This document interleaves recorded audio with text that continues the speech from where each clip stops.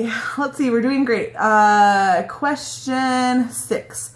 There were a couple different questions submitted that dealt with a real or perceived divide between the ranches and city center. What will you do to close that divide and increase unity within the city? And do you think Eagle Mountain should consider organizing electoral districts to ensure that each area of the city is represented equally? So I'm going to start with the last part first. I don't think that we're at that point where we should have electoral districts right now. Our city just isn't big enough. And really what it does is it limits the good people that can come from one area. Like, for instance, right now we have 2 city council members serving from Silver Lake, both Councilmember Curtis and Councilmember Reeves. And if we had districting, we wouldn't be able to have those 2 awesome men serving. But I'm just going to go ahead and say it. There is a divide. And it makes me sad. And it's something that I realized because I lived in the ranches and I never wanted to go all the way up to the library until I had a teenager that started going to Frontier Middle School. And I had to go out there very, very often to volunteer at school and do different things. And I started to realize that it really wasn't that far. So the big thing that I think is going to be awesome is that we've got the high school coming in down there. We've got Corey Ride Memorial Park.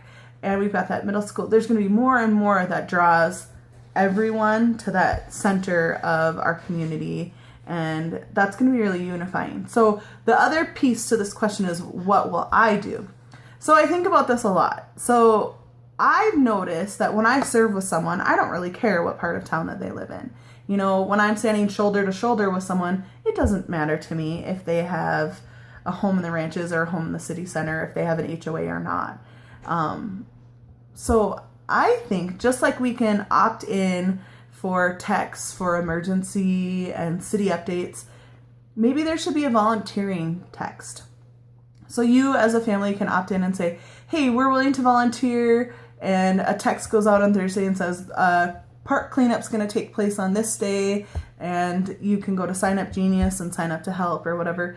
But I think what's cool about that is it's not going to matter what part of town you're coming from. You can serve shoulder to shoulder, and all of a sudden those labels of ranches versus city center start to melt away, and we start to see that, oh, we can help. There's a need in this part of town. There's a need. And it's not a lot of commitment. You know about it Thursday, you show up and you work with your family. I know that we can overcome this. I know that it's totally doable. We just need to try harder. And I think good things are happening and we're moving in the right direction.